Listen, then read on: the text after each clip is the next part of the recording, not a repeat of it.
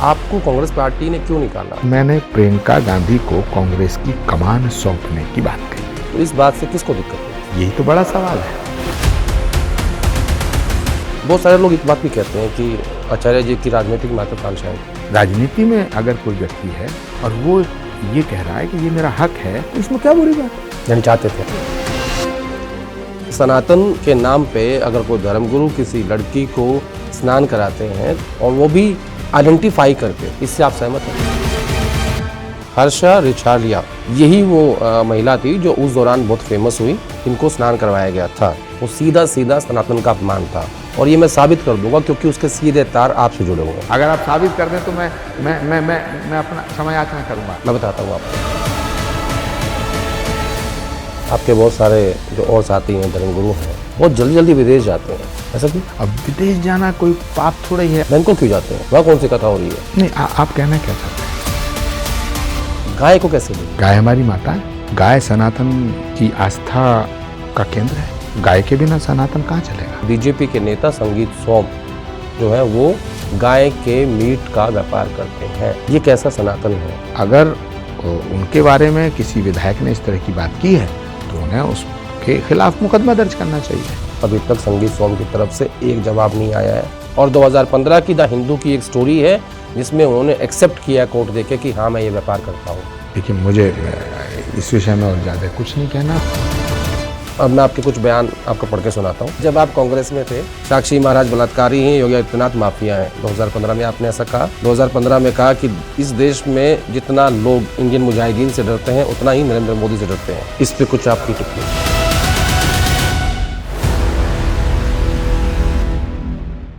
नमस्कार, मैं हूं आदेश रावल। आज के हमारे जो खास मेहमान हैं वो धर्म गुरु हैं, राजनीति से काफ़ी लगाव रहा है और 4 जनवरी 1965 को उत्तर प्रदेश के संभल में पैदा हुए और माँ ने कहा कि तुम सन्यासी बन जाओ ताकि गांव में एक मंदिर बना सकें। उसके अलावा इनका गहरा रिश्ता रहा है कांग्रेस पार्टी के साथ भी। अपने जवानी के दिनों में जब स्टूडेंट लाइफ में कोई व्यक्ति होता है, उन दिनों में राजीव गांधी से बहुत प्रभावित थे, कांग्रेस पार्टी में रहे, NSUI में रहे, यूथ कांग्रेस में रहे और स्टेट कांग्रेस कमेटी में रहे और आखिर में आते आते कांग्रेस पार्टी की महासचिव प्रियंका गांधी के एडवाइज़र भी रहे और उसके बाद कांग्रेस पार्टी से अपना रिश्ता तोड़ दिया, या यूं कहूं कि कांग्रेस पार्टी ने रिश्ता तोड़ दिया क्योंकि नज़दीकियां प्रधानमंत्री मोदी से बढ़ गई थी। मामला था कि कल्कि धाम के शिलान्यास पर प्रधानमंत्री मोदी को इनवाइट किया गया था और जब उस निमंत्रण को प्रधानमंत्री ने स्वीकार कर लिया 2024 के लोकसभा चुनाव से ठीक पहले, तो कांग्रेस पार्टी ने इसे अनुशासनहीनता माना और पार्टी से 6 साल के लिए निष्कासित कर दिया। आज के हमारे मेहमान हैं कल्कि पीठाधीश्वर आचार्य प्रमोद कृष्णन जी। सर, स्वागत है आपका। आचार्य जी, थैंक यू आदेश जी। कहाँ से शुरू करूँ? इतनी लंबी चौड़ी कहानी है आपके जीवन की, समझ नहीं आ रहा। एक दो जख्म नहीं दिल में पूरा जिस्म ही छलनी है, दर्द बेचारा परेशान है, कहाँ से उठूं? क्यों चलनी है? आदेश जी, जिंदगी बहुत ऐसे मोड़ों से गुजरती है जो सोचे नहीं होते। जैसे जब मैं स्टूडेंट लाइफ में था तो मैंने कभी नहीं सोचा था कि मैं कांग्रेस से दूर जाऊंगा, लेकिन हालात बने। मैंने कभी सोचा ही नहीं था कि मैं साधु हो जाऊंगा। मैंने कभी सोचा ही नहीं था कि मैं अध्यात्म के पथ पे चलूंगा। मैंने कभी नहीं सोचा था कि प्रधानमंत्री नरेंद्र मोदी से मैं मिलूंगा। मैंने कभी नहीं सोचा था कि प्रधानमंत्री श्री कल्कि धाम का शिलान्यास करने हमारे गांव आएंगे। उस गांव आएंगे जिस गांव का जिक्र पुराणों में है, स्कंद पुराण में है, भविष्य पुराण में है, कल्कि पुराण में है और श्रीमद् भागवत जैसे महाग्रंथों में है। उसमें लिखा हुआ है कि भगवान का अंतिम अवतार श्री कल्कि के रूप में इस गांव में होगा, संभल के इस गांव में होगा। संभल ग्राम मुखस्य ब्राह्मणस्य महात्मना भवने विष्णु यशस्य कल्कि प्रादुर्भविष्यति। ये मैं नहीं कह रहा हूँ, ये पुराण कह रहा है। तो जीवन में क्या क्या घटता है इसकी स्क्रिप्ट पता नहीं कहाँ लिखी जाती है। आप खुद धर्मगुरु हैं और आप स्क्रिप्ट की बात करते हैं, यानी आप ये मानते हैं कि डेस्टिनी मैटर करती है। तो मैं इसकी शुरुआत ना आपके इस रिसेंटली डेवलपमेंट से करता हूँ। जब फरवरी 2024 में आप प्रधानमंत्री जी से मिलते हैं और उन्हें आमंत्रित करते हैं कल्कि धाम के शिलान्यास के लिए, उसके बाद आपकी दूरियां कांग्रेस पार्टी से बढ़ जाती हैं। वो क्या है? आपको कांग्रेस पार्टी ने क्यों निकाला? इसकी पहली वजह राम मंदिर, दूसरी वजह प्रधानमंत्री नरेंद्र मोदी, या फिर कोई तीसरी वजह भी है? और मुझे लगता है कि नरेंद्र मोदी से तो कांग्रेस की बहुत ही व्यक्तिगत दुश्मनी जैसी है, ख़ास तौर से गांधी परिवार की, उसमें भी राहुल गांधी की। तो प्रधानमंत्री से मिलना एक वजह हो सकता है, लेकिन मैं सोचता हूं कि प्रधानमंत्री जी से तो सारे लोग मिलते हैं। खुद राहुल गांधी संसद में सबके सामने गले मिले। तो प्रधानमंत्री से मिलना कांग्रेस से निकालने की वजह बना, ये पहले मुझे लगता था, लेकिन फिर मैंने सोचा प्रधानमंत्री जी से तो मैं तो देश के प्रधानमंत्री से मिल रहा हूँ। प्रधानमंत्री पूरे भारत के हैं, ऐसा नहीं कि वो भाजपा के नेता हैं, वो तो देश को रिप्रेजेंट करते हैं। उनसे तो सारे लोग मिलते हैं, नेता विपक्ष भी मिलते हैं, कांग्रेस के और बहुत नेता मिलते हैं, उनके फंक्शंस भी अटेंड करते हैं। जहाँ तक राम मंदिर का सवाल है, ये बड़ा विषय है। ये बात पक्की है कि मैंने ये कहा था कि श्री राम जन्मभूमि मंदिर का जो प्राण प्रतिष्ठा समारोह है, यानी उद्घाटन, इसके निमंत्रण को ठुकराना नहीं चाहिए, ये मैंने आवाज उठाई थी। और मैंने ये आपने कांग्रेस पार्टी की लीडरशिप को कहा था? कांग्रेस पार्टी की लीडरशिप को भी कहा था, और पब्लिक डोमेन में भी मैंने इसको कहा था कि राम के दर से न्योता आना सौभाग्य का विषय है, इसको ठुकराना नहीं चाहिए, क्योंकि राम सिर्फ भाजपा के नहीं है। राम हमारी आस्था के आधार हैं, और राम और राष्ट्र, इनको अलग नहीं किया जा सकता, ये मैंने बोला था। ये मैं आज भी इस पे कायम हूं। राम के बिना इस राष्ट्र की कल्पना भी नहीं की जा सकती है। जो राम को नहीं मानते हैं वो भी ये बात मानते हैं कि राम इस राष्ट्र से अलग नहीं है। बट अयोध्या जाना, अयोध्या दीपेंद्र हुड्डा भी गए थे, मेरे साथ गए थे। तो यदि अयोध्या जाने की वजह से सिर्फ अयोध्या जाना वजह था, लेकिन सिर्फ वो वजह नहीं था। मुझे लगता है कि सबसे बड़ी वजह कांग्रेस पार्टी से मुझे निकाले जाने की सबसे बड़ी वजह एक और है, वो है कि मैंने प्रियंका गांधी को कांग्रेस की कमान सौंपने की बात कही। उदयपुर चिंतन शिविर में मैं पॉलिटिकल अफेयर्स कमेटी का मेंबर था, जिसमें खड़गे जी अध्यक्ष थे। तब खड़गे जी कांग्रेस के अध्यक्ष नहीं बने थे, अध्यक्ष सोनिया गांधी थी। गुलाम नबी आजाद थे उसके मेंबर जब वो पार्टी में थे। कमलनाथ जी थे, भूपेश बघेल, जनार्दन द्विवेदी, शशि थरूर, खुद प्रियंका गांधी जी। तो मैंने वहां ये बात रखी।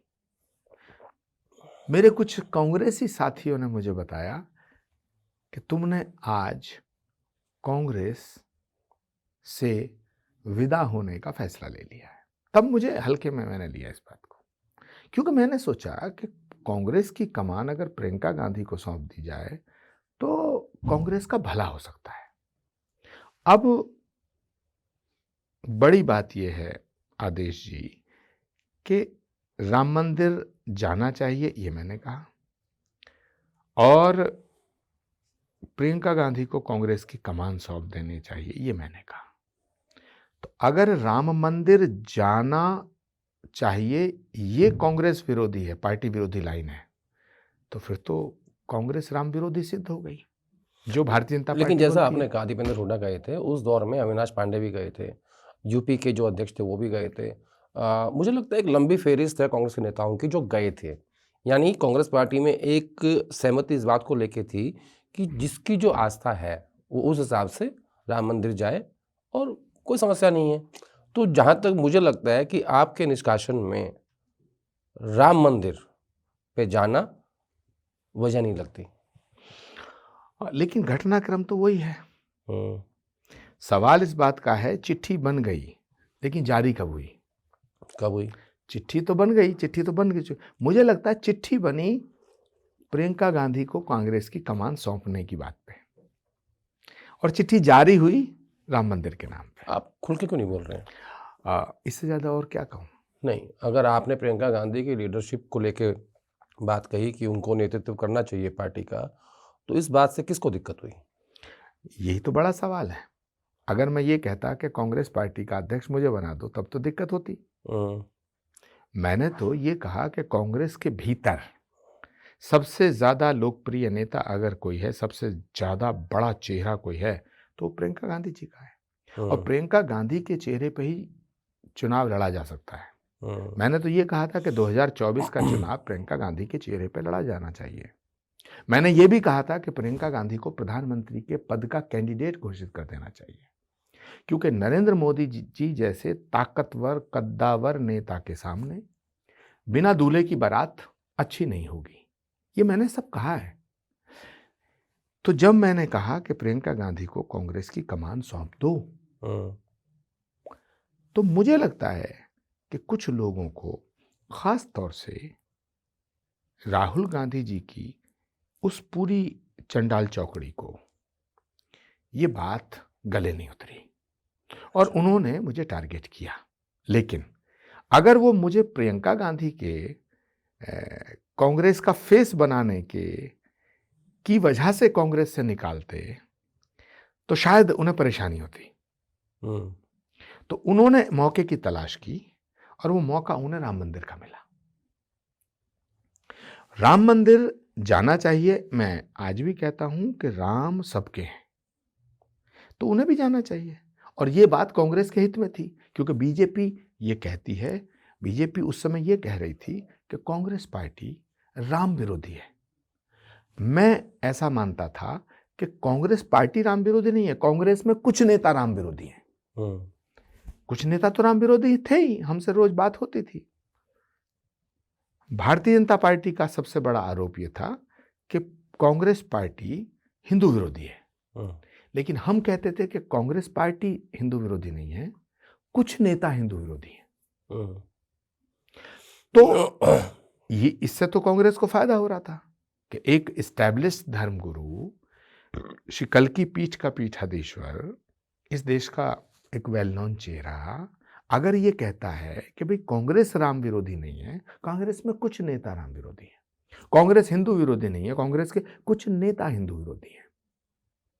तो इससे तो पार्टी को फायदा हो रहा था, और ये बात वो जानते थे।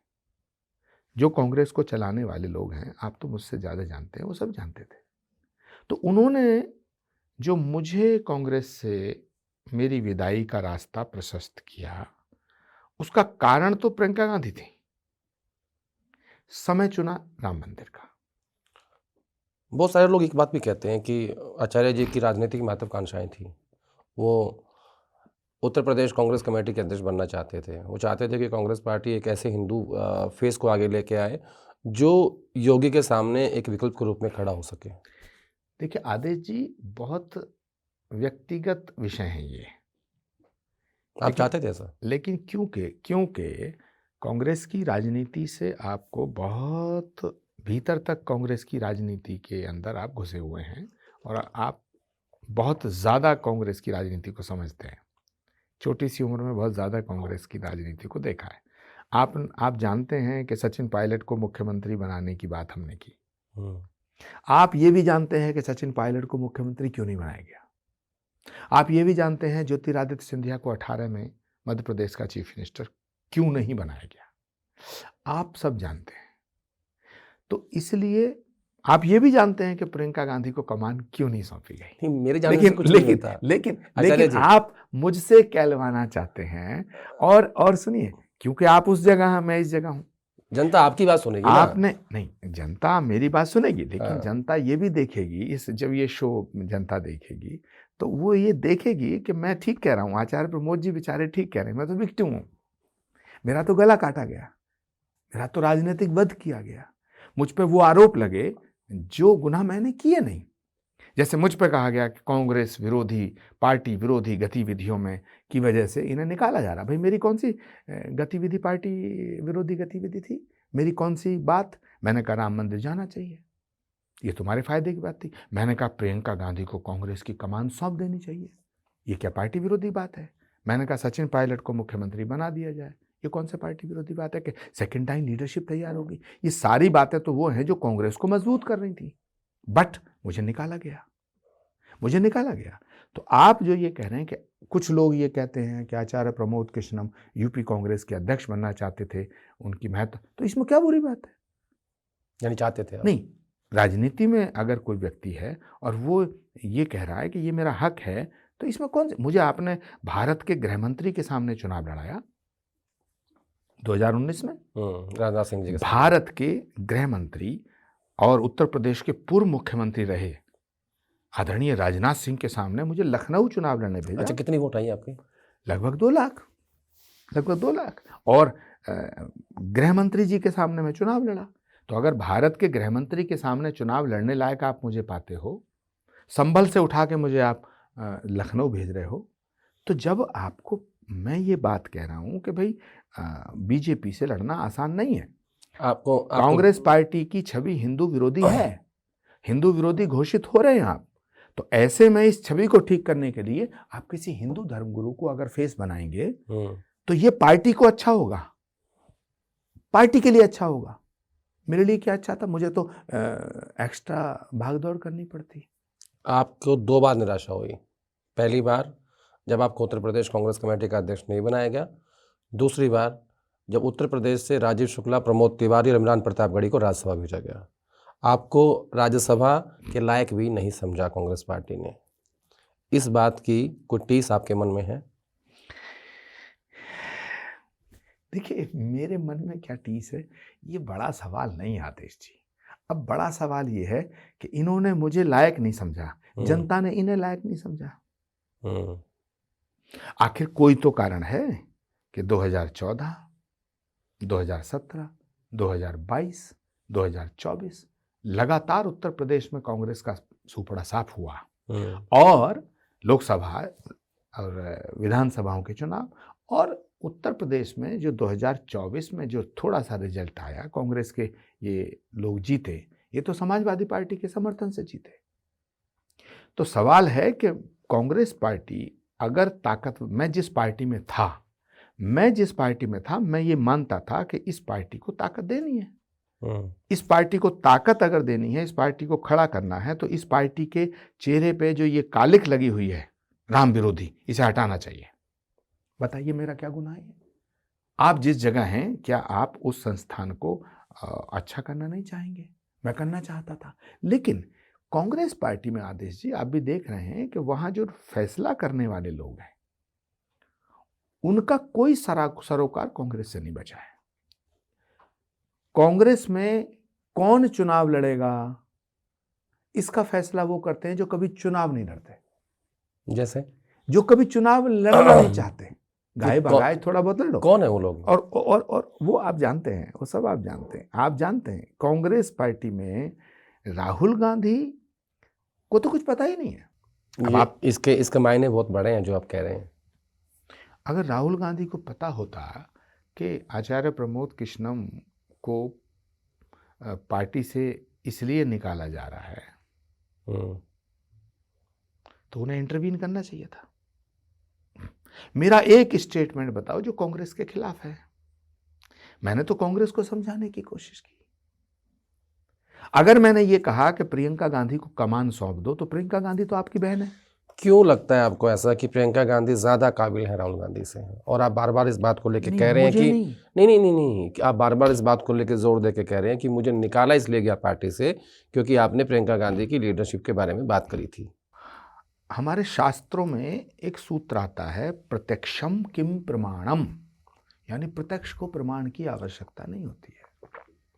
तो प्रियंका गांधी को पार्टी का फेस बनाया जाए, ये डिमांड हमने की, उदयपुर चिंतन शिविर में की, पार्टी के फोरम पे की। इसके बावजूद प्रियंका गांधी को फेस नहीं बनाया गया। तो कोई ना कोई ताकत ऐसी थी जो प्रियंका गांधी को फेस बनने से रोक रही थी। तो वो ताकत कौन सी है? कौन सी? कांग्रेस में किसकी मजाल है जो प्रियंका गांधी के रास्ते का रोड़ा बने? ये फैसला तो आचार्य जी परिवार का है ना, ये फैसला गांधी फैमिली का है। आप देखिए कि जब राहुल गांधी 5 बार के सांसद हो गए, जब राहुल गांधी पूर्व कांग्रेस अध्यक्ष हो गए, जब राहुल गांधी इस देश के एलओपी हो गए, तब प्रियंका गांधी पहली बार कांग्रेस पार्टी के सांसद चुन के आई हैं। तो आपको नहीं लगता कि परिवार ने ये तय कर रखा है कि नहीं, राहुल गांधी की लीडरशिप रहेगी और प्रियंका उनके पीछे रहेंगी? पार्टी परिवार से बड़ी होती है आदित्य जी। पार्टी बचानी है या परिवार? और देश पार्टी से बड़ा होता है। देश की जनता फैसला करती है कि कौन देश का नेता होगा। देश की जनता ने फैसला किया जिस समय नरेंद्र मोदी जी को प्रधानमंत्री के पद का कैंडिडेट बनाया गया 2013 में, उस समय देश में बीजेपी के बहुत बड़े बड़े नेता थे। स्वयं अटल बिहारी वाजपेयी भी थे, लालकृष्ण आडवाणी जी भी थे, राजनाथ जी भी थे, सुषमा स्वराज थी। ये सब बड़े कद्दावर नेता थे। लेकिन फैसला हुआ, मुरली मनोहर जोशी थे, फैसला हुआ कि नरेंद्र मोदी जी को प्रधानमंत्री के पद का कैंडिडेट बनाया जाए। क्यों हुआ ये फैसला? ये फैसला इसलिए नहीं हुआ कि नरेंद्र मोदी ने कोई मैनिपुलेशन की होगी। ये फैसला इसलिए नहीं हुआ कि नरेंद्र मोदी किसी बहुत बड़े खानदान से आते थे और बहुत बड़ी उनके पास विरासत थी, कोई लेगेसी थी। ये फैसला इसलिए हुआ कि भारतीय जनता पार्टी के सभी कार्यकर्ता ये मानते थे कि देश की जनता में नरेंद्र मोदी सबसे अधिक लोकप्रिय नेता के रूप में उभर रहे हैं। अगर इनको प्रधानमंत्री के पद का कैंडिडेट बना दिया जाएगा तो भारतीय जनता पार्टी का प्रचंड बहुमत आएगा। तो बीजेपी ने फैसला किया। बीजेपी ने नहीं देखा कि लालकृष्ण आडवाणी जी का क्या होगा, मुरली मनोहर जोशी जी का क्या होगा, या राजनाथ जी का क्या होगा, सुषमा स्वराज जी का क्या होगा, अरुण जेटली जी का क्या होगा, है ना, वसुंधरा राजे का क्या होगा। फैसला हुआ और उसका परिणाम दुनिया ने देखा, सारी दुनिया ने देखा। आज नरेंद्र मोदी तीसरी बार भारत के प्रधानमंत्री हैं। बट कांग्रेस पार्टी के कुछ अकल के अंधों को, जो स्वार्थ में अंधे थे, जिन्हें सिर्फ कांग्रेस पार्टी के दफ्तर के कमरे दिखते हैं, इनकी सियासत का मयार, इनका जो दृष्टिकोण है, इनका जो नजरिया है, वो देश नहीं है, वो भारत नहीं है। वो सिर्फ कांग्रेस दफ्तर के वो कमरे हैं जिन पे ये अपने कब्जे चाहते हैं। और ये जानते हैं उस जगह से बाहर राहुल गांधी के जितने एडवाइजर हैं, जितने प्रिय नेता हैं, आधे से ज्यादा कांग्रेस के कार्यकर्ताओं को ये पता ही नहीं उनके घर कहां हैं, रहते कहां हैं, देश में कहीं जाते नहीं। इन्हें पता ही नहीं गरीबी होती क्या है, इन्हें पता ही नहीं गांव होता क्या है। ये सब गूगल और इंटरनेट पे देख करके राहुल गांधी को ये प्रपोजल देते हैं। और उसी का परिणाम है कि राहुल गांधी जी आज भी 55 साल की उम्र होने को जा रही है, 20 साल से वो सियासत में है। उनका आचार्य जी बेड़ा गर्क कर दिया इन्होंने। आपने एक बात कही कि प्रधानमंत्री मोदी आए, देश की जनता उनको लेके आई। कांग्रेस पार्टी ने भी, राहुल गांधी ने भी और सबने मिलकर प्रियंका गांधी को यूपी का इंचार्ज बनाया। वहाँ तो रिजल्ट नहीं आया अच्छा। और कहाँ ज़मीन से ऐसी पुकार उठ रही है, जनता सड़क पे है, जो ये कहती हो कि नहीं, हमें प्रियंका गांधी की लीडरशिप चाहिए। कहाँ जमीन से ऐसी पुकार उठ रही है कि बार बार हारते रहो, हमें खड़गे जी की नेतृत्व दे दो। कहाँ ऐसी पुकार उठी थी कि राहुल गांधी को फिर उसमें लाओ। राहुल गांधी ने कह दिया मैं कांग्रेस का अध्यक्ष नहीं बनूंगा। तो उसके बाद राहुल गांधी ने जब ये कह दिया था, तो राहुल गांधी के अलावा कांग्रेस में प्रियंका गांधी से ज्यादा लोकप्रिय नेता है कौन? आपने आज उनको लोकसभा लड़ाया, उनको 10 साल पहले लोकसभा में लाना चाहिए था। उत्तर प्रदेश का प्रभार आपने दिया प्रियंका गांधी को, वो भी आधी स्टेट का।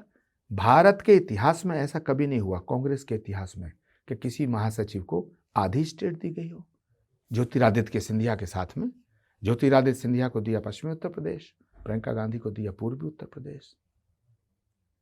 आप ये क्रोनोलॉजी समझिए, पूरी इसको देखिए, सीरीज को देखिए।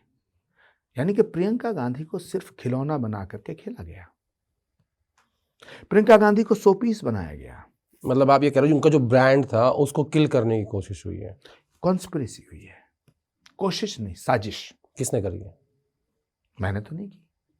आपको पता हो किसने करी है? नहीं, मैं आपको पता है, आपको भी पता होना चाहिए। मेरी बात पे कोई कांग्रेसियों को विश्वास पता नहीं है। करेगा ना, आप धर्म गुरु, आपकी बात को लोग सुनते हैं। मैं ये कह रहा हूं कि कांग्रेस पार्टी के भीतर, मैंने अभी एक बात कही, मैं इसको और साफ कर देना चाहता हूं। ऐसा कोई नेता है जो प्रियंका गांधी को कमान सौंपने का विरोध करे? नंबर एक। नंबर टू, इस देश के 90% कार्यकर्ता चाहते हैं, कांग्रेस पार्टी के कार्यकर्ता, कि प्रियंका गांधी को कमान सौंपी जाए। इस देश की पूरी कांग्रेस पार्टी के तमाम बड़े नेता सब हमसे कहते थे कि आप ठीक कह रहे हैं, आप ठीक कह रहे हैं, अब प्रियंका जी को आगे आना चाहिए, अब प्रियंका जी को आगे लाना चाहिए। तो मैं कहता था भाई लाओ लाओ। अब मैं एक एक के नाम गिनाऊंगा तो कांग्रेस पार्टी उनसे और नाराज हो जाएगी, गिनवा दीजिए ना। उनका नुकसान हो जाएगा। नुकसान क्या हाँ, होगा? उनसे पूछिए, अकेले में पूछिएगा, पूछिएगा कमलनाथ जी से, अकेले में पूछिए दिग्विजय सिंह जी से, आनंद शर्मा जी से, भूपेंद्र हुड्डा जी से, दीपेंद्र हुड्डा जी से, सचिन पायलट जी से, सलमान खुर्शीद जी से पूछिए। पूछिए कि आचार्य प्रमोद कृष्णम ने यह कहा है कि अगर कांग्रेस की कमान प्रियंका गांधी के हाथ में होती तो यह दुर्दशा नहीं होती। इस पे वो कहेंगे हाँ वो ठीक कह रहे हैं, पर हम क्या करें? इसका मतलब क्या है? इसका मतलब है कि प्रियंका गांधी को रोकने के लिए, उनका फ्यूचर किल करने के लिए एक बड़ी कॉन्स्पिरेसी कांग्रेस के भीतर हुई और जो अभी तक हो रही है। हालांकि मुझे अब कांग्रेस से लेना देना नहीं है, कांग्रेस पार्टी ने मुझे निकाल दिया, चिट्ठी जारी हो गई, केसी वेणुगोपाल जी ने चिट्ठी जारी कर दी, लेकिन आज भी प्रियंका गांधी के खिलाफ कांग्रेस में कॉन्स्पिरेसी हो रही है। उनको आसाम की स्क्रीनिंग कमेटी का चेयरमैन बना के भेजा जा रहा है। जो चेहरा, क्या बुराई है इसमें? नहीं, जो प्रधानमंत्री के पद का जिसका कद हो, हाँ, समय का बहुत बड़ा रोल होता है राजनीति में। जो कल था वो आज नहीं है, जो आज है वो कल नहीं रहेगा। अच्छा, आप धर्मगुरु हैं और बहुत नज़दीकी रहे हैं गांधी परिवार के। कभी आपने कुंडली देखी है प्रियंका गांधी की? मैं ज्योतिष जानता ही नहीं ना, मैं इसमें ज़्यादा रुचि रखता हूँ, लेकिन हाँ मैंने कुछ ज्योतिषियों से उनके विषय में चर्चा की तो उन्होंने कहा कि बहुत ही पावरफुल योग है, लेकिन उनकी जड़ें काटने का काम भी जूलियस सीजर, एक नाटक लिखा शेक्सपियर ने, तो सीजर की पीठ में जब छुरा भोंका गया तो उसने पीछे मुड़ के देखा तो ब्रूटस था। वहां तो एक ब्रूटस था, यहाँ बहुत ब्रूटस है। तो उसने कहा यू टू ब्रूटी। तो प्रियंका गांधी को जो उनका पूरा का पूरा करियर चौपट करने की ये साजिश हो रही है, इस साजिश का परिणाम है कि ये साजिश कांग्रेस को ले डूबी। तो अभी तो आयु क्या है, 50 साल की हुई है कल, अभी तो बहुत समय है। राजनीति में तो 50 साल कुछ भी आयु नहीं होती। आपको लगता है कि नहीं, मैंने ये कब कहा कि कल ऐसा नहीं होगा वैसा नहीं होगा? ये मैंने कहा हुआ, मैंने तो कहा ऐसा हुआ, मैंने कहा ऐसा हो रहा है, कल नहीं होगा मैं ये तो कह ही नहीं रहा। आपने सवाल किया, मैंने जवाब दिया, आपने मुझसे पूछा, मैंने बिल्कुल साफ साफ बड़े ईमानदारी से जवाब दिया। ठीक है, अभी आप किसी पार्टी में नहीं हैं। प्रधानमंत्री मोदी कल की धाम आए, उसके बावजूद भी आप भाजपा में शामिल नहीं हुए। अब मैं आपसे एक सवाल ये पूछता हूँ कि अगर प्रियंका गांधी कल पार्टी कमान संभालती हैं, क्या आचार्य जी कांग्रेस पार्टी में शामिल हो जाएंगे? जो मुझे आपके मन की इच्छा लग रही है। आदर्श जी, बहुत गंभीर बात है, बहुत बड़ा सवाल है। फिलहाल दो बातें मैं कहूँगा। एक तो अभी मेरा पूरा ध्यान कल की धाम के निर्माण पर केंद्रित है। भारत के यशस्वी प्रधानमंत्री आदरणीय नरेंद्र मोदी जी ने कल की धाम का शिलान्यास किया और शिलान्यास करके वहाँ एक भव्य और दिव्य कल की धाम बन रहा है। ये दुनिया का पहला ऐसा धाम है जो भगवान के आने से पहले स्थापित हुआ। बाकी सारे धाम भगवान के अवतार के बाद। तो ऐसा धाम बनाने का सौभाग्य हमें मिला है। तो अभी हम पूरा ध्यान हमारा उस पर केंद्रित है। लेकिन जो सवाल आप कर रहे हैं, तो मैं उस सवाल का जवाब सिर्फ इतना दे सकता हूं कि आप प्रियंका गांधी को कांग्रेस की कमान सौंपने की बात करो। जब प्रियंका गांधी कांग्रेस की अध्यक्ष बन जाएंगी, आपने कहा जब वो कांग्रेस की कमान संभाल लेंगी तब, तो जब वो बन जाएंगी तो इस सवाल का जवाब तब दूंगा। मतलब अभी आप हाँ ना कुछ नहीं कहेंगे? मेरी कोई रुचि नहीं है। अभी आपने कल्कि धाम की बात की, मैंने सुना है कि बहुत लगभग 1000 करोड़ रुपए खर्च हो रहे हैं कल्कि धाम के निर्माण पे। अरे भाई, 1000 करोड़ या 2-2000 करोड़ में तो इंसानों के आजकल बहुत से फार्म हाउस बने हुए हैं। बड़े बड़े इंडस्ट्रीज के जिनके हम नाम सुनते हैं, तो सुनते हैं बड़े बड़े फिल्म स्टारों के कि उसके बंगले की कीमत फार्म हाउस की 1000 करोड़ है, किसी की 500 करोड़ है, किसी की 900 करोड़ है, किसी की 1200 करोड़ है। हैं ये देश के जितने भी बड़े बड़े व्यापारियों के नाम। तो ये तो जब आदमी के घरों का मूल्य है, वो तो भगवान का घर बन रहा है। वहाँ 1000 करोड़ क्या, 10,000 करोड़ क्या, वहाँ तो कुछ भी हो सकता है। सब कुछ भगवान का है, सब भूमि गोपाल की। तो भगवान का धाम बन रहा है, और उसमें कितना पैसा लगेगा हमने तो कभी सोचा नहीं। मेरा घर तो बन नहीं रहा, या आपका भी नहीं बन रहा है, ये तो भगवान का घर बन रहा है। देश है। बात करते हैं सनातन की। आपके हिसाब से आचार्य जी, क्योंकि आपसे सारी बात करनी बहुत ज़रूरी है, सनातन को लेकर इस देश में कई तरह की बहस चल रही है। आपके हिसाब से सनातन का सबसे बड़ा मेला कौन सा है? सनातन का सबसे बड़ा मेला, यूं तो हर मेला सनातन का सबसे बड़ा है, लेकिन फिर भी महाकुंभ माना जाता है। महाकुंभ, बिल्कुल। महाकुंभ आया, अभी प्रयाग में महाकुंभ हुआ, सारी दुनिया से करोड़ों सनातनी आए, करोड़ों हिंदुओं ने वहाँ डुबकी लगाई और पुण्य अर्जित किया। उसी महाकुंभ में कुछ धर्मगुरु जो हैं वो युवा लड़कियों को एक स्नान करवाते हैं। ये कितना शोभा देता है किसी सनातन को मानने वाले धर्मगुरु के लिए? नहीं, हमारे यहाँ तो नारियों की पूजा होती है। यत नारस्तु पूजन्ते रमन्ते तत्र देवता। इसलिए मैंने सवाल पूछा। तो हमारे यहाँ तो नारियों की पूजा होती है। अगर किसी महिला को स्नान करना है और कोई स्नान कर रही है, तो घाट बने हुए हैं ना, घाट पे जाए, स्नान करे, सबके लिए है। लेकिन कोई धर्मगुरु जो है वो स्नान करवा रहे हैं, और वो भी आइडेंटिफाई करके। ये कैसा सनातन है? ये थोड़ा मुझे समझाइए आप। देखिए, आप, मुझे लगता है कि टारगेट कर रहे हैं किसी को। तो नहीं, मैं टारगेट नहीं कर रहा हूँ। मैंने, जब मुझे ये पता लगा कि मुझे आपके साथ इंटरव्यू करना है, तो मैंने रिसर्च करी, और आपके साथ राजनीति के अलावा सनातन की बात करनी बेहद ज़रूरी थी। तो मुझे कुंभ की याद आई, तो मैंने देखा कि उस कुंभ में क्या क्या हुआ था। इसलिए मैं आपसे सवाल पूछ रहा हूँ। मुझे किसी को टारगेट करने की कोई आवश्यकता नहीं है, ना ही मेरे ये हैबिट है। लेकिन मुझे ये बुरा लगा कि सनातन के नाम पे अगर कोई धर्मगुरु किसी लड़की को स्नान कराते हैं, तो ये सनातन का अपमान है। इससे आप सहमत हैं? देखिए, हो सकता है वो अपनी बेटी को स्नान करा रहे हो। बेटी ना हो तो?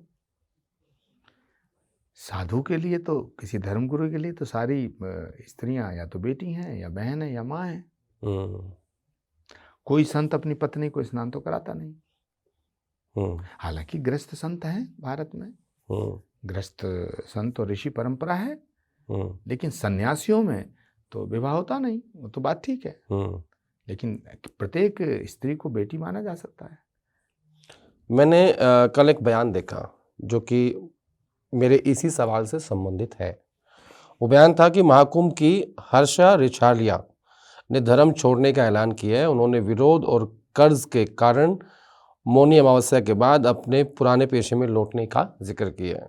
यही वो महिला थी जो उस दौरान बहुत फेमस हुई, हर्षा रिछालिया, जिनको स्नान करवाया गया था।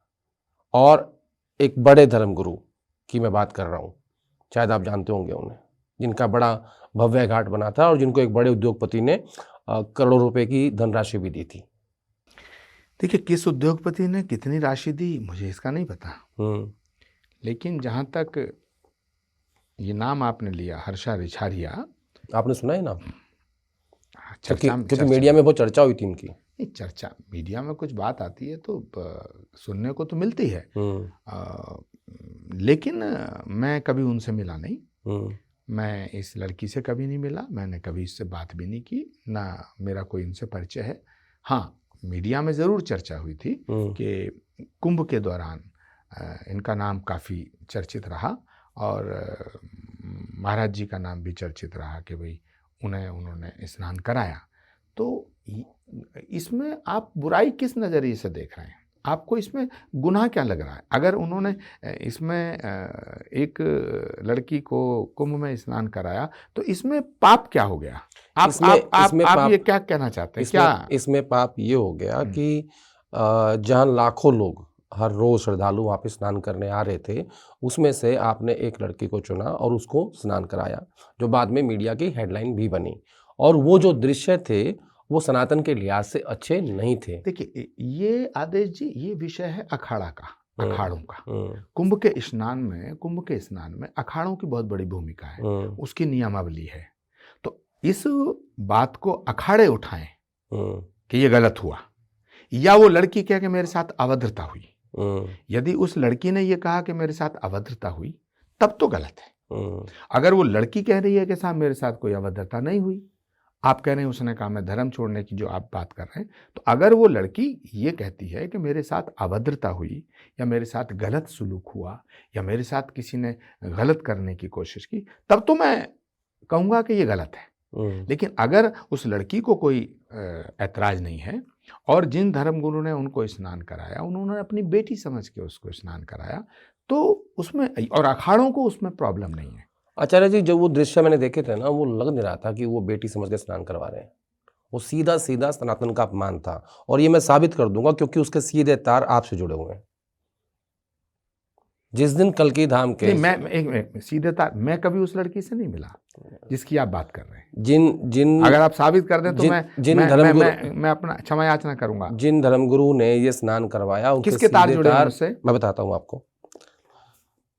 जब प्रधानमंत्री मोदी कल्की धाम आए और आपने मंच पर उन्हीं धर्मगुरु को बिठाया, याद कीजिए किसको बिठाया था आपने? नहीं, जब प्रधानमंत्री जी हमारे यहाँ आए तो भारत के प्रमुख धर्मगुरु मंच पर थे, जिसमें मुख्य रूप से स्वामी अवधेशानंद जी महाराज, पूज्य हमारे उत्तर प्रदेश के मुख्यमंत्री योगी आदित्यनाथ जी महाराज, और स्वामी कैलाशानंद जी महाराज, और मैं। स्वामी कैलाशानंद महाराज को आपने अपने मंच पे बैठाया जब प्रधानमंत्री जी कल्की धाम आए, और कैलाशानंद जी ने ही इस लड़की को स्नान कराया, जिसके बाद ये मीडिया की सुर्खियों में आई। और उसके बाद से इसको सनातन से संबंधित जो लोग हैं उन्होंने इसकी बहुत आलोचना करी कि कोई भी सनातन इस तरह की इजाज़त नहीं देता। ये मेरा आपसे सीधा सवाल है, आपके ऊपर आरोप भी है। देखिए, दो बातें हुई आदेश जी, इसको थोड़ा सा संजीदगी से लेना चाहिए। पहली बात, कैलाशानंद जी महाराज निरंजन पीठाधीश्वर हैं, और भारत में नहीं पूरी दुनिया में उनका बहुत बड़ा नाम है। और कैलाशानंद जी और हमारी बड़े निकट के रिश्ते भी हैं, हमारी मित्रता है, हम बिल्कुल भाई जैसे हैं। श्री कल्की धाम में वो कई बार आए हैं। जब भारत के प्रधानमंत्री जी का कार्यक्रम फिक्स हुआ तो, और बड़े विद्वान संत हैं हमारे, ठीक है। अब सवाल उठता है कि कैलाशानंद जी अगर कल्की धाम आए, कैलाशानंद जी अगर बहुत बड़े संत हैं, कैलाशानंद जी प्रधानमंत्री जी के साथ मंच पे बैठे, तो ये कोई पाप नहीं है, ये कोई गुनाह नहीं किया मैंने। आप जो कह रहे हैं कि किसी लड़की को स्नान कराने वाले स्वामी जी को आपने प्रधानमंत्री जी के साथ मंच पे बैठाया, ये आपका ऐतराज है। तो भाई नहीं, मेरा ऐतराज नहीं है। मैं सनातन का कोई ना धर्मगुरु हूँ, ना मैं इसको ज़्यादा समझता हूँ, लेकिन वो जो स्नान हुआ था उसके बाद से एक व्यापक चर्चा हुई सनातन को लेके, और बहुत सारे धर्मगुरुओं से हमारी बातचीत हुई और बहुत सारी कहानियाँ भी छपी, लेख भी छपे। उसमें इस बात की चर्चा हुई कि इस तरह का फुहड़पन किसी भी स्वामी को शोभा नहीं देता, और वो भी कहाँ, कुंभ के अंदर। इसलिए मैंने आप पे आरोप लगाया कि आपने उन्हें प्रधानमंत्री के साथ मंच शेयर करने की अनुमति दी कल्की धाम में। अच्छा, आप बताइए, क्या किसी भी धर्म गुरु को, इंक्लूडिंग आप भी, क्या ये शोभा देता है? नहीं, मैं तो किसी के साथ स्नान करने नहीं गया, ठीक है। मैंने ऐसा नहीं कहा। हाँ, मैं पहली बात। दूसरी बात यह है कि मैं ये कह रहा हूँ कि अगर देश में अखाड़ा परिषद है, अखाड़ा परिषद अगर ये कहती है 13 अखाड़ों का एक संगठन है अखाड़ा परिषद, अगर अखाड़ा परिषद कहती है कि पूज्य स्वामी कैलाशानंद जी ने अपने साथ किसी महिला को स्नान कराया, ये गलत है, तब तो सवाल बनता, या वो महिला कहती, वो लड़की कहती, उस लड़की ने भी ये नहीं कहा। यदि उस लड़की ने कुछ कहा हो तब मुझे पता चलता। तो अगर किसी ने, अब ऐसे तो करोड़ों लोग कुंभ में स्नान कर रहे हैं, कैलाशानंद जी ने कितने लोगों को स्नान कराया होगा, लेकिन चर्चा एक लड़की के स्नान कराने की हुई। तो सनातन के दृष्टिकोण से मैं ऐसा मानता हूं, यदि वो लड़की आरोप लगाए तब, और अखाड़ा परिषद के कोई अखाड़ा के महात्मा, अखाड़े के पदाधिकारी ये कहें कि ये गलत है, ये गलत हुआ, तब तो मेरा उनको बैठाना गलत था। मैं तो कैलाशानंद जी का पूरा सम्मान करता हूँ और मैं मानता हूँ कि वो सनातन के लिए काम कर रहे हैं। ठीक है। दक्षिण काली पीठ के पीठाधीश्वर हैं, निरंजन अखाड़े के जगत गुरु हैं। आपके बहुत सारे जो और साथी हैं, धर्मगुरु हैं, मैंने कईयों की ट्रैवलिंग हिस्ट्री देखी, बहुत जल्दी जल्दी विदेश जाते हैं, ऐसा क्यों? अब विदेश जाना कोई पाप थोड़ा ही है, आजकल तो सब विदेश जाते हैं, नेता भी विदेश जाते हैं, वकील भी विदेश जाते हैं, इंडस्ट्रियलिस्ट विदेश जाते हैं। भाई नेता विदेश जाते हैं तो आप सवाल नहीं उठाते, इंडस्ट्रियलिस्ट विदेश जाते हैं आप सवाल नहीं उठाते। अगर कोई साधु विदेश जाता तो उस पर सवाल उठता। मैं तो जाता भी नहीं। मैं तो जिंदगी में बस एक बार विदेश गया हूँ, वो भी एक कोई कार्यक्रम था, 2-3 दिन के लिए गया था। मैं तो, मेरे वीजा लगे हुए, लेकिन मैं विदेश नहीं गया। लेकिन साधु का विदेश जाना गुनाह कैसे हो गया? अगर वो साधु बैंकॉक जाए तो वहाँ कौन सी पूजा हो रही है, और बार बार जाए? नहीं, आप कहना क्या चाहते हैं? मैं कहना ये चाहता हूँ कि कई ऐसे धर्मगुरु हैं जो बहुत विदेश जाते हैं। मैं सनातन की बात कर रहा हूँ कि जो जिनको इस देश के लाखों करोड़ों लोग अपना गुरु मानते हैं, जिनको फॉलो करते हैं, वो लोग जल्दी जल्दी विदेश जाते हैं। आपने कहा कि कोई गुनाह नहीं, मैंने मान लिया। बैंकॉक क्यों जाते हैं? वहाँ कौन सी कथा हो रही है? अब मुझे नहीं पता कि बैंकॉक में क्यों जाते हैं, मैं तो कभी बैंकॉक गया नहीं। आचार्य जी, मैं आपकी बात नहीं कर रहा हूँ। मुझे नहीं पता कि बैंकॉक में कौन सी कथा चल रही थी, मुझे नहीं पता बैंकॉक में कौन कथा करा रहा, मुझे सच में नहीं पता। आदित्य जी, मुझे सच में नहीं पता। और बैंकॉक क्यों जाते हैं मुझे ये भी नहीं पता। आपने बैंकॉक का नाम लिया, बैंकॉक मुझे लगता है थाईलैंड की राजधानी है या थाईलैंड का शहर है। I am not aware about. लेकिन बहुत बदनाम शहर है। कम से कम हमारे सनातन के गुरुओं को, हमारे महापुरुषों को ऐसी जगह नहीं जाना चाहिए और बार बार नहीं जाना चाहिए, इतने कम अंतराल में नहीं जाना चाहिए। मैं इसका सीधा जवाब दूं कि जो आपको पता होगा कौन जा रहा है, आपको पता होगा कौन कितनी बार जा रहा है, तो ये सवाल उनसे करो तो ज्यादा अच्छा। मैं अपने तरफ से उनसे भी मैं करने की कोशिश करूंगा। मैं इतना कह सकता। मैं आपसे इसलिए पूछ रहा हूँ ये बात कि जब धर्मगुरुओं की बात होती है, सनातन की बात होती है, तो उसमें सिर्फ जो सारे मूल्य हैं उनकी जिम्मेदारी जनता के ऊपर ही क्यों है? कुछ तो जिम्मेदारी आप लोगों की भी होगी। आपका मतलब सिर्फ आचार्य परमकृष्णन से नहीं है, आपका मतलब उन तमाम धर्मगुरुओं से है जो सनातन को रिप्रेजेंट करते हैं। नहीं, दैट्स ट्रू। ये धन्यवाद आपका कि आपने ऐसी बात कही है। बिल्कुल ठीक है, हमारी जिम्मेदारी है। हम जिम्मेदारी से कह रहे हैं कि बैंकॉक जाना गुनाह क्यों है, मैं तो ये पूछना चाहता हूँ। आपने कहा बैंकॉक बदनाम है, तो अगर कहीं कोई ऐसा शहर है, कहीं कोई ऐसी जगह है जो बहुत बदनाम है, बहुत डिफेम है, लेकिन पूरा का पूरा देश, पूरा का पूरा शहर तो बदनाम नहीं हो सकता, तो उसमें भी कुछ अच्छे लोग होंगे। हो सकता है उन जो भी जिनके बारे में आप बात कर रहे हैं, या तो आप उनसे पूछिएगा भाई आप बैंकॉक क्यों गए। जब आपके पास रिकॉर्ड है तो आपको मालूम होना चाहिए कौन बैंकॉक गया या कौन बैंकॉक जा रहा है, कौन बैंकॉक जाएगा।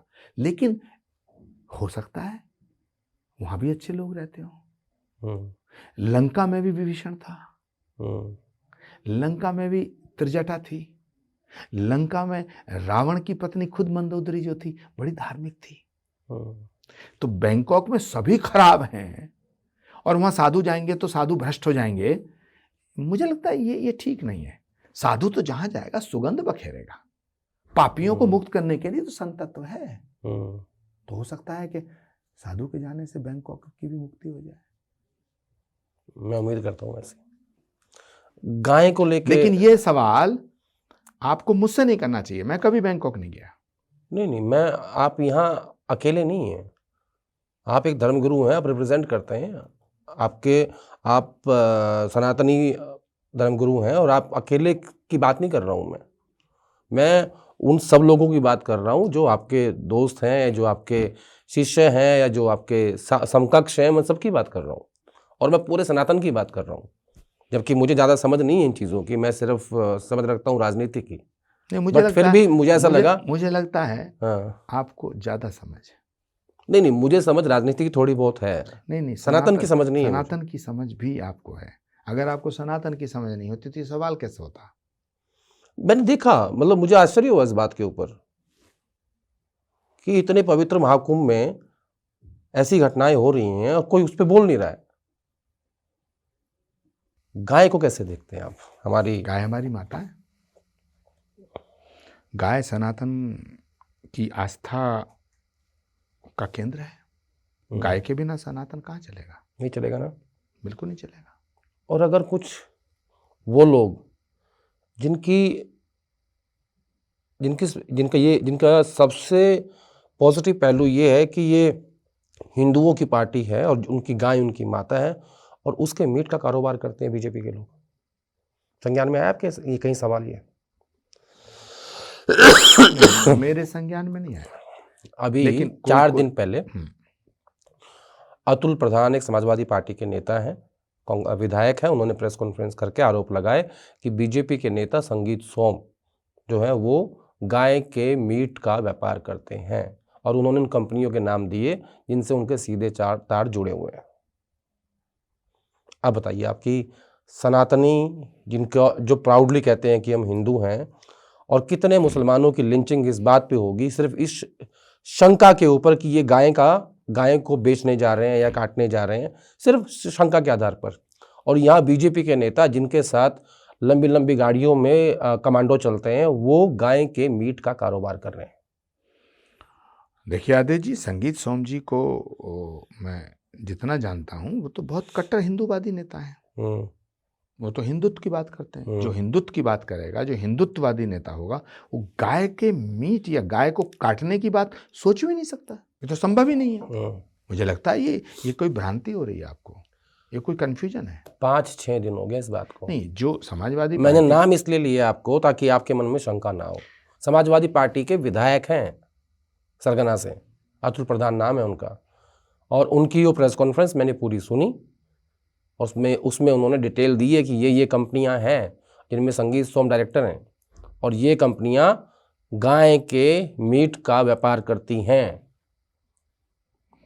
नहीं, मैंने वो प्रेस कॉन्फ्रेंस उनकी नहीं सुनी, और मुझे इस बारे में ज़्यादा जानकारी नहीं है। लेकिन संगीत सोम जो हैं वो कट्टर हिंदूवादी नेता हैं, और अगर उनके बारे में किसी विधायक ने इस तरह की बात की है तो उन्हें उसके खिलाफ मुकदमा दर्ज करना चाहिए।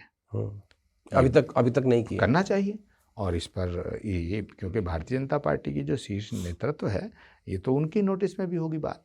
लेकिन मैं जहाँ तक मानता हूँ कि संगीत सोम गाय का मीट, ये तो सपने में नहीं सोचा जा सकता, सपने में नहीं सोचा जा सकता। लेकिन ये सच है। नहीं, मैं नहीं जानता ये सच। आपको जागना होगा सपने से। आप जगा दीजिएगा, आप जगा। मैं तो जगाने की कोशिश कर रहा हूँ आपको अभी भी। नहीं, मैं ये कह रहा हूँ कि गाय के मीट का कारोबार करना हिंदू के लिए ये सबसे बड़ा पाप है, सबसे बड़ा पाप है। मैं इससे बड़ा पाप नहीं मानता। लेकिन कर रहे हैं हिंदू ही। नहीं, जो गाय का मीट का कारोबार करता है, जो गाय का मीट बेचता है, वो हिंदू नहीं हो सकता। और जो हिंदू है वो गाय के मीट, गौमांस का व्यापार नहीं कर सकता। अगर आपने ये आरोप लगाया तो मैं आपके इस प्लेटफार्म के माध्यम से कहना चाहूँगा, और मैं संगीत सोम जी से भी कहना चाहूँगा कि वो सामने आकर के अपने आप को बिल्कुल अपना पक्ष रखें। और नहीं तो जिस विधायक ने उनके खिलाफ ये आरोप लगाए उनके खिलाफ मानहानि का केस दर्ज करें, झूठे अफवाह फैलाने का केस दर्ज करें। आचार्य जी 6 दिन पहले ही आरोप लगाए थे, प्रेस कॉन्फ्रेंस की थी, अभी तक संगीत सोम की तरफ से एक जवाब नहीं आया है। अगर वो सच्चे होते तो अभी तक 1000 करोड़ का मानहानि का केस करते, पुलिस में FIR करते, लेकिन कुछ भी नहीं हुआ है वैसा। देखिए वो एक तो और 2015 की द हिंदू की एक स्टोरी है जिसमें उन्होंने एक्सेप्ट किया कोर्ट देके कि हाँ मैं ये व्यापार करता हूँ। देखिए मुझे इस विषय में और ज़्यादा कुछ नहीं कहना, मुझे इस विषय में जानकारी नहीं है। यदि कभी संगीत सोम जी मिलेंगे तो मैं उनसे ज़रूर पूछूंगा, मैं बात करूंगा कि ये सवाल मेरे सामने आया। ठीक है, अब मैं राजनीति से हटके 100% आई विल आस्क। मैं राजनीति से हटके सनातन की बात करता हूँ।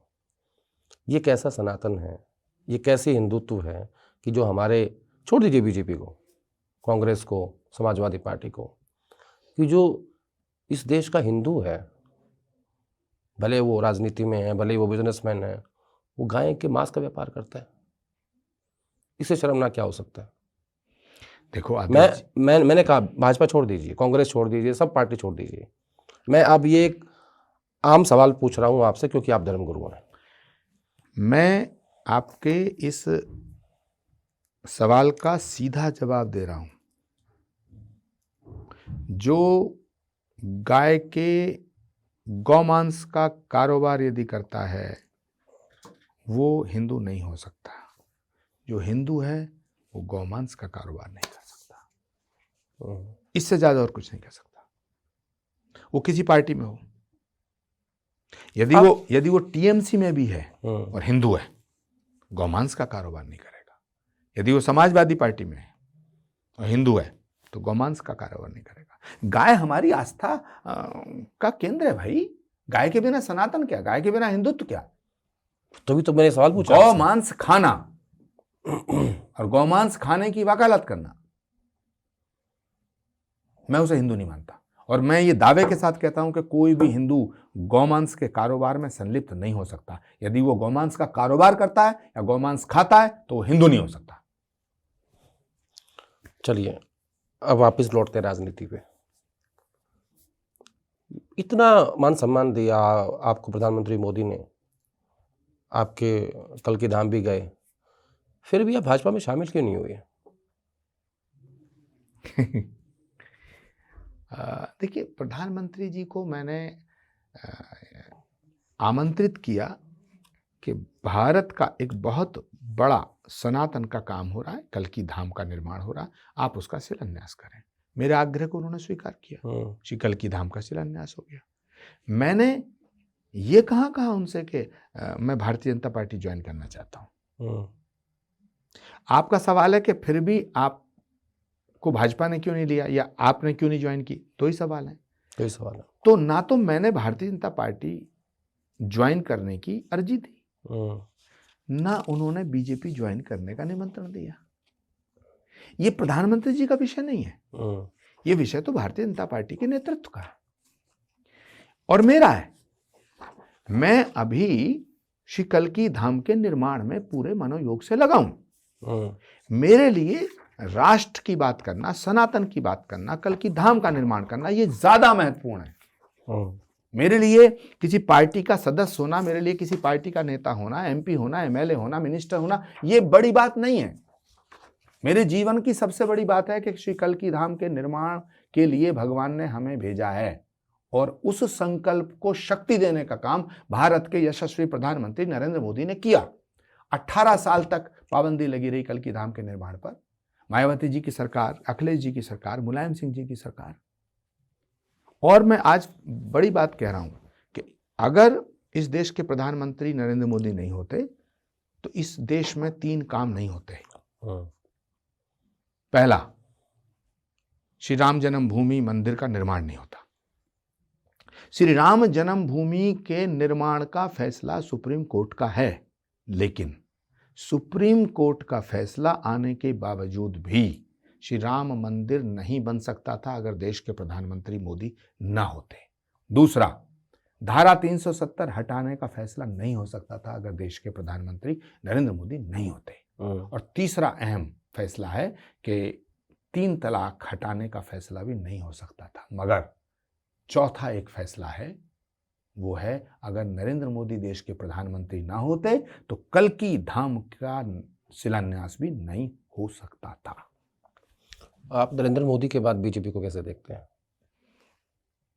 अभी तो नरेंद्र मोदी हैं। नहीं, अभी तो है, नो डाउट। और हम आपको ऐसा लगता है कि 2029 का चुनाव भी बीजेपी प्रधानमंत्री मोदी के चेहरे पे लड़ेगी? देखिए, नरेंद्र मोदी का कोई तोड़ नहीं है। हम्म, अभी नरेंद्र मोदी इस दिलों पे जो राज कर रहे हैं, जैसे एक जमाना था ना कि क्रिकेट में सुनील गावस्कर ने दिलों पर राज किया, फिर सचिन तेंदुलकर ने राज किया। तो अभी लोगों के दिलों में नरेंद्र मोदी जी के प्रति जो सम्मान है, जो आदर है, जो समर्थन है, जो सहयोग है, अभी देखो ना, सोमनाथ के मंदिर का जो 1000 साल पर नरेंद्र मोदी जी ने जो जो अपनी भावनाएं प्रकट की हैं। 1000 साल पहले सोमनाथ का मंदिर तोड़ा गया, उन्होंने सनातन के गौरव को कितना बड़ा कर दिया है। आज पूरी दुनिया में चर्चा है कि जिन्होंने भारत के सनातन को नष्ट करने की कोशिश की वो खुद नष्ट हो गए, और सोमनाथ भारत के गौरव के रूप में, सनातन के गौरव के रूप में स्थापित है। आज अयोध्या में मंदिर तोड़े गए, इसलिए तोड़े गए कि भाई वहां क्या, अयोध्या में उस समय बादशाहों ने जो मंदिर तोड़े, जो ये लुटेरे थे जो यहां बादशाह बने, क्या मस्जिद बनाने के लिए जमीनों की कमी थी? मस्जिद बनाई जा सकती थी, लेकिन मंदिर क्यों तोड़े गए? मंदिर इसलिए तोड़े गए कि अयोध्या में मंदिर टूटा कि हिंदुओं, आप कहते हो यहां भगवान आया, लो रोको, तोड़ दिया। हिंदुओं, आप कहते हो यहां भगवान आएगा, संभल का मंदिर भी तोड़ा गया। संभल का मंदिर तोड़ा गया, संभल को भी रौंदा गया। क्यों रौंदा गया? कि आप कहते हो यहां भगवान आएंगे, आप कहते हो भगवान आए थे, तो जहां भगवान आए थे, जहां अवतार हुआ अयोध्या में, वो ध्वस्त किया। जहां भगवान आएगा वो ध्वस्त किया। तो इसका मतलब है कि ये जो भारत पे आक्रांताओं ने हमले किए और यहां हुकूमत की, उनका उद्देश्य हिंदुओं की आस्था को खंडित करना था, मस्जिद बनाना नहीं था। वो पैगंबर मोहम्मद को, प्रॉफेट मोहम्मद को रिप्रेजेंट नहीं कर रहे थे। इस्लाम तो ये कहता है कि भाई किसी भी दूसरे के दिल को मत दुखाओ, जितना अपने धर्म का सम्मान करो दूसरे का सम्मान आचार्य करो। जी, क्योंकि आप थोड़े से प्रोग्रेसिव धर्मगुरु हैं, आपसे एक सवाल पूछता हूँ, क्या मंदिरों के निर्माण से देश का भविष्य होगा? ये मैं क्यों पूछ रहा हूँ? हम एजुकेशन पे 4% खर्च कर रहे हैं, हम डिफेंस में क्या कर रहे हैं, हम हेल्थ सेक्टर में क्या कर रहे हैं, लंबी लंबी लाइनें लगी रहती हैं एम्स के बाहर, रात भर लोग ठंड में बैठे रहते हैं, सिकुड़ते रहते हैं, उनको न कंबल मिलता न रोटी मिलती। मैं मानता हूँ आस्था का सवाल बड़ा है, मंदिर बनने चाहिए, मंदिर बन गया, लेकिन आपको नहीं लगता कि सरकार को अपना नैरेटिव चेंज करना चाहिए? नैरेटिव विकास का, 80 करोड़ लोग इस देश में आज भी सरकार से राशन लेके 2 वक्त की रोटी खा रहे हैं, 80 करोड़ लोग। उसके अलावा आप किसान सम्मान निधि दे रहे हो, उसके अलावा जब चुनाव आते हैं तो आप बिहार में हर महिला के खाते में 6,000 रुपये भेजते हैं, क्योंकि वहाँ के लोग गरीब हैं। ऐसा ही अब बंगाल में होगा, ऐसा ही अब असम में होगा। धर्म आस्था एक सवाल है और उस पर इस सरकार ने काफ़ी काम कर लिया। अब आप, मैं इसलिए पूछ रहा हूँ क्योंकि आप प्रोग्रेसिव धर्मगुरु हैं, अब आपको नहीं लगता कि शिक्षा, स्वास्थ्य और जो बाकी मूलभूत सुविधाएं हैं, दिल्ली में साफ हवा नहीं मिलती, मध्य प्रदेश में खराब पानी से 20 लोग मर जाते हैं, इनका भी तो कुछ जवाब होना चाहिए। आदेश जी, पहली बात तो ये है कि मैं फ्री में ये सब जो बांटते हैं सरकारें, मैं इसका समर्थक नहीं हूँ। वो अलग बात है, मैं इसका समर्थक नहीं हूँ। लेकिन आपका जो सवाल है, मैं आपसे पूछना चाहता हूँ कि किसी मंदिर के बनने से कोई अस्पताल का बनना रुक रहा है क्या? किसी एजुकेशनल इंस्टीट्यूट का बनना रुक रहा है क्या? किसी सड़क का बनना रुक रहा है? किसी स्टेडियम को बनाने में कोई दिक्कत मंदिर पैदा कर रहा है? जितनी भी बातें आपने कही, शिक्षा की, स्वास्थ्य की, ये बहुत ज़रूरी है, लेकिन ये कैसे पूरे होंगे? जब आपके पास धन होगा, जब अर्थ होगा। और मंदिर से सिर्फ आस्था ही पुष्पित पल्लवित नहीं होती है। मंदिर हमारी आस्था के आधार हैं, लेकिन मंदिर सामाजिक व्यवस्था को परिवर्तित करते हैं, मंदिर आर्थिक व्यवस्था को परिवर्तित करते हैं। मंदिरों से भारत के अंदर सनातन के मंदिर, चाहे वो दक्षिण के मंदिर हो, चाहे उत्तर के मंदिर हो, चाहे माँ वैष्णो देवी का मंदिर हो, अयोध्या का मंदिर हो, काशी का मंदिर हो, मथुरा का मंदिर हो, वृंदावन के मंदिर हो, और चाहे आगे भविष्य में आने वाले कल की भगवान के अवतार का कल की धाम हो, या तिरुपति बालाजी हो, ये तो रेवेन्यू जनरेट करने के सबसे बड़े सेंटर है। शिरडी का साईं मंदिर हो, हजारों करोड़ रुपया धार्मिक पर्यटन से आता है, वो लगता कहाँ है? वो भारत के विकास में सहयोग देता है। नहीं, और आप मेरा सवाल नहीं समझे। मैं मंदिरों के निर्माण के खिलाफ नहीं हूँ। मेरा सवाल ये है कि आपने मंदिर निर्माण कर लिया, आपको जो पूरा सरकार का जो पूरा फोकस है ना, वो सिर्फ और सिर्फ धार्मिक चीज़ों पे है, क्योंकि उनको बीजेपी अपने वोट बैंक से जोड़ के देखती है। मैं इसीलिए कहना चाहता हूँ कि मैं इससे सहमत नहीं हूँ, क्योंकि बात? राम मंदिर में सरकार ने कहाँ पैसा दिया? राम मंदिर सरकार ने थोड़ी बनाया, जनता ने बनाया। तो जनता अपनी आस्था के आधार पर अगर पैसा देती है, सरकार के पास पैसा कहाँ से? जनता तो दे रही सरकार को पैसा। एक मिनट, अब कल की धाम का निर्माण हो रहा है, सरकार से तो हमने एक पैसा नहीं मांगा। कल की धाम का निर्माण कल की भक्त कर रहे हैं, करेंगे, जिन लोगों की आस्था है। लेकिन जब मंदिर बन जाता है तो उससे कितना रोजगार जनरेट होता। आज अयोध्या, 5 साल पहले अयोध्या देखिए, वीरान अयोध्या थी। 5 साल 7 साल पहला उज्जैन महाकाल का वो देखिएगा, काशी मथुरा देखिएगा, वीरान। तो क्या आज इतना टूरिस्ट जाता है, पूरी दुनिया से लोग आते हैं। भारत के डाटा उठाइए, भारत के आंकड़े उठाइए, और विदेश मंत्रालय से आंकड़े मंगाइए कि भारत के अंदर अगर 1 करोड़ विदेशी आया है तो 90 लाख लोगों ने इन मंदिरों के दर्शन किए हैं, यानी कि 90% लोगों ने, नियर अबाउट। तो विदेशी धन अर्जित करने का साधन मंदिर, रोजगार जनरेट करने का साधन मंदिर। अरे भाई, जो मंदिर रोजगार दे रहा है और संतुष्टि दे रहा है, शांति दे रहा है, समृद्धि दे रहा है, तो उसको बढ़ावा क्यों ना दिया जाए? अब अगर कोई मंदिर के बनने से कोई हॉस्पिटल बनना रुक रहा है, वो एक उदाहरण मुझे दीजिएगा। जो मनी जनरेट हो रहा है, सरकार तो हॉस्पिटल बना ही रही है, यूनिवर्सिटी बना ही रही है, सड़क बना रही है, स्टेडियम बना रही है, किसने रोका है? मंदिरों के ऊपर फोकस क्यों है? जितना मंदिरों का पैसा है, जितने भी ये सवाल किसी चर्च से क्यों नहीं हो रहा? नहीं, ये सवाल किसी मस्जिद से क्यों नहीं हो रहा? नहीं, मैं उस पर जाना नहीं चाहता। जितना, क्योंकि ये हम लोग मेजोरिटी की बात कर रहे हैं, हम 80% की बात कर रहे हैं। जो माइनॉरिटी में हम उसकी बात नहीं कर रहे हैं अभी। जितना मंदिरों के ट्रस्ट से पैसा आता है, क्या वो सारा पैसा सरकार के पास जाता है, जो बाद में वेलफेयर स्कीम में यूज होता है? नहीं, देखिए, मंदिरों के जो ट्रस्ट हैं, उस धन को वो लगाते तो जन कल्याण के लिए लगाते हैं, तो वो भी तो भारत ही है। नहीं, वो लगाते हैं ना। ये तो आप क्या चाहते हैं कि सारे मंदिरों पे सरकार का कब्जा हो जाए? नहीं, मैं ये नहीं चाहता। फिर आपने आपने कहा ना कि इससे भी तो रोजगार पैदा हो सकता है। बिल्कुल नहीं, आप सरकार टोटली डिपेंडेंट है टैक्स पेयर के ऊपर, चाहे वो जो जीएसटी से ले रही है, इनकम टैक्स से ले रही है, जो सरकार तो सरकार तो मंदिर बनाने में पैसा दे नहीं रही। हम सरकार से पैसा कहाँ ले रहे हैं? मंदिर बना रहे हैं भक्त, भगवान के भक्त, और उससे रोजगार जनरेट हो रहा है, टूरिज्म जनरेट हो रहा है, और जो धन आ रहा है वो कहीं ना कहीं डेवलपमेंट के काम में लग रहा है। विद्यापीठ बनाई जा रही हैं, योग पीठ बनाई जा रही हैं, प्राकृतिक चिकित्सा के केंद्र खोले जा रहे हैं, अनाथ आश्रम खोले जा रहे हैं, विधवाओं के लिए, उनके लिए, महिलाओं के लिए रोजगार जनरेट हो रहा है, बच्चों के स्किल को डेवलपमेंट करने के लिए तमाम विद्यापीठ और गुरुकुल खोले जा रहे हैं, तो यूनिवर्सिटी खोली जा रही है। इसमें क्यों ना एक ऐसा प्रावधान कर दिया जाए कि कम से कम इतना जो पैसा है वो सरकार के पास जाएगा, ताकि उसे जनता के वेलफेयर स्कीम में लगाया जा सके। सरकार को अपने तरीके से पैसा कमाए, मंदिरों का पैसा मंदिरों को। आचार्य जी, मैं इसलिए कह रहा हूँ कि आज भी 80 करोड़ लोग, देश की जो जनता है, वो सरकार से अनाज लेके रोटी खा रही है, इसलिए कह रहा हूँ मैं ये बात। वो तो 2014 से पहले भी कुछ लोग भूखे सोते थे, आज तो कोई भूखा नहीं सोता।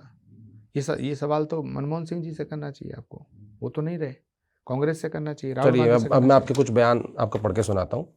ये कुछ बयान मुझे क्यों सुना रहे हो? मुझे तो पता है मैंने क्या जब आप कांग्रेस में थे। ये आखिरी सवाल है। हाँ। देश को जिहादियों के साथ साथ हिंदू आतंकवाद से भी खतरा है, 2013 में आपने कहा। साक्षी महाराज बलात्कारी हैं, योगी आदित्यनाथ माफिया हैं, 2015 में आपने ऐसा कहा। 2015 में कहा कि इस देश में जितना लोग इंडियन मुजाहिदीन से डरते हैं, उतना ही नरेंद्र मोदी से डरते हैं। अब जब आप कांग्रेस से निकाले गए उसके बाद के बयान, फरवरी 2024 में आपने एक टीवी के इंटरव्यू में कहा कि देश को मोदी जैसा नेता की ज़रूरत है, मैं जीवन भर मोदी के साथ खड़ा रहूँगा। मोदी के प्रति कांग्रेस की दुश्मनी ने उन्हें सनातन विरोधी बना दिया है। अगर पीएम नरेंद्र मोदी ना होते तो राम मंदिर ना बनता। राम और राष्ट्र पर कोई समझौता नहीं किया जा सकता, ये मैं राहुल गांधी से कहना चाहता हूँ। इस पे कुछ आपकी टिप्पणी। देखिए, देश काल और परिस्थिति जब परिवर्तित होती है तो सब कुछ बदलता है।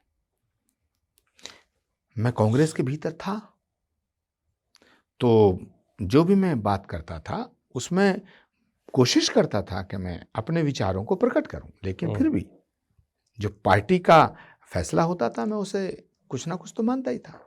तो जो बयान में जब कांग्रेस में था तो अब जैसा खाया अन्न वैसा हो गया मन। इतनी साफ गोई से कोई और जवाब नहीं देगा जितना मैं देता हूं जी। अगर मैं कांग्रेस में था तो मुझे तो टास्क दिया जाता था कि भाई आप नरेंद्र मोदी पर अटैक करो, आप ये कहो, आप ये कहो। आधे से ज़्यादा तो जो बयान छप गए, जो बयान पब्लिक डोमेन में आ गए, वो तो आपको पता है। हमसे क्या क्या कहा जाता था वो आपको नहीं पता। जैसे जब भारत की संसद का उद्घाटन हुआ, नई संसद बनी, तो जब काले कपड़े पहन के विरोध हुआ तो मैंने विरोध किया इस बात का कि भाई भारत की संसद बनी है, ये भाजपा की संसद थोड़ी, इसका विरोध क्यों करते हो? ये रावण की सेना जैसे काले कपड़े पहन करके इसका विरोध कर रहे हो, फिर इसी संसद में जाओगे किस मुंह से जाओगे? तो ऐसी बहुत सी बातें थी कि जिनको हम, जो पब्लिक डोमेन में नहीं है। तो कांग्रेस में रहते हुए मैं नरेंद्र मोदी जी की तारीफ करता, कांग्रेस में रहते हुए मैंने नरेंद्र मोदी जी को आमंत्रित कर लिया, कांग्रेस में रहते हुए मैंने प्रियंका गांधी जी को चेहरा बनाने की बात करी, उसी का तो नतीजा कि मैं कांग्रेस से रुखसत हो गया। एक आपके दोस्त है, और मैंने कांग्रेस छोड़ी नहीं आदेश जी, कांग्रेस ने मुझे निकाला, कांग्रेस ने मुझे निकाला क्योंकि मैंने राजीव गांधी जी से छात्र जीवन में ये वादा किया था कि मैं कभी आपकी पार्टी नहीं छोड़ूंगा। कई मोड़ आए, ऐसे मोड़ आए जब मेरे हिसाब से फैसले नहीं हो रहे थे। और आपने जो राज्यसभा, लोकसभा और ये सब बातें की, ये मेरे दिमाग में नहीं है। ये बातें मेरे लिए राष्ट्र बड़ा है। जब मैं कांग्रेस में था तब भी मैंने ये बयान दिया, किसी का कलेजा हो जो कांग्रेस में पॉलिटिकल एडवाइजर रहते हुए ये कहे कि राम और राष्ट्र पर समझौता नहीं हो सकता, ये मैंने कहा। अगर मैं लालची होता तो ये बात ना कहता, मैं आज लोकसभा में बैठा होता। बहुत से बंदर भालू बैठ गए, कुछ चोर उचक्के बैठे हैं, कुछ माफिया बैठे हैं, कुछ शराब की तस्करी वाले पहुंच गए, कुछ मीट के व्यापारी पहुंच गए। मैं पद का लालची नहीं हूं। एक आपके दोस्त, बहुत नजदीकी मित्र, हमेशा कहते थे कि जो आचार्य जी के बयान है वो उनके अपने बयान है, जयराम रमेश। ये सब ऐसे बेताल हैं जिन्होंने कांग्रेस को बर्बाद कर दिया। और अफसोस की बात यह है कि बेताल वहीं है, वहीं बैठे हैं। पता नहीं किसके एजेंट हैं ये। इनसे पूछिए कि राम मंदिर के न्योता ठुकराने का जब पत्र जारी हुआ तो उसमें अस्वीकार शब्द जोड़ा गया। अस्वीकार, ठुकराया जाता है। मैंने इसका विरोध किया। किसने जोड़ा वो? इसी चंडाल चौकड़ी ने। नहीं, कोई किसी एक व्यक्ति ने? इन्हीं का पत्र जारी हुआ है, जयराम रमेश का। यस, जान के राम के न्योते को ठुकरा रहे हो। अरे आपकी हैसियत क्या है? राम तो कण कण में, मतलब कोई बेहतर शब्द का इस्तेमाल कर सकते थे। जान के ठुकराया गया। आप कभी प्रियंका गांधी जी मिले तो उनसे पूछिएगा कि मैंने कहा, ये मैं जिम्मेदारी से कह रहा हूं आपके इंटरव्यू के आखिर में, कि राम मंदिर के न्योते को ठुकराने के पक्ष में प्रियंका गांधी नहीं थी, नहीं थी। इसलिए मैं कहता हूं कि प्रियंका गांधी को कमान देनी चाहिए थी, लेकिन अब बात पुरानी हो गई। अब प्रियंका जी कांग्रेस की अध्यक्ष बने ना बने, मेरा उससे कोई सरोकार नहीं है, लेकिन जो घटना घटी है उस पर बात करना जरूरी है। अतीत की गलतियों से भविष्य का मार्ग प्रशस्त होता है।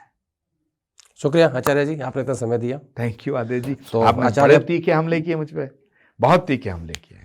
नहीं आचार्य जी, पता क्या है, अगर सब सवाल ना पूछे तो जनता बुरा मान जाती है। मैं आपका आभार व्यक्त करता हूँ, धन्यवाद आपका कि आपने मुझे आप स्पेशली कल की धाम से आए और वहाँ काम चल रहा है। हाँ, बिल्कुल काम चल रहा है, कल की धाम का निर्माण चल रहा है। आपसे मैं पर्सनली आग्रह करूँगा कि एक दिन कल की धाम आइए, मैं आऊँगा, पक्का अपने आऊँगा। हाथ से एक शिला स्थापित कीजिएगा और इन कांग्रेसियों को कहिए ये भी कल की धाम आए। मेरी कौन सुनता है आचार्य जी। तो ये थे आचार्य प्रमोद कृष्णन जी, जिन्होंने लगभग सारी बातें आपसे कर ली, प्रधानमंत्री मोदी से लेकर कांग्रेस पार्टी, प्रियंका गांधी और ख़ास तौर पर सनातन की बात जो अधूरी थी, और वो लोग जो भाजपा के नेता होके गाय के मांस का व्यापार करते हैं। आज इतना ही। कार्यक्रम कैसा बताइएगा। नमस्कार।